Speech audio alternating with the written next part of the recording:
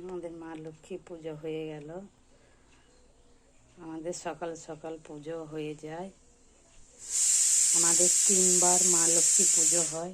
একবার পৌষ মাসের পৌষ আগলায় সংক্রান্তিতে, একবার হয় হোম লক্ষ্মীতে, আর একবার হয় বগা লক্ষ্মীতে।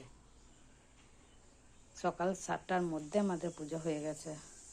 সবাই সকাল সকাল মা লক্ষ্মী দর্শন করুন।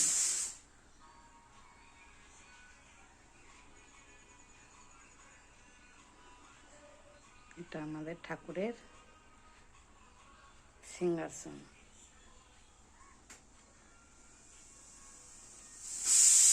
সবাই সকালবেলায় মা লক্ষ্মী দর্শন করব।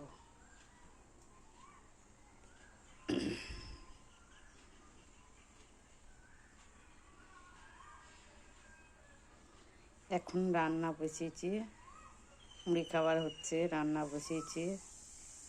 আবার পরের ভিডিওতে দেখা হবে। এখন রাখছি।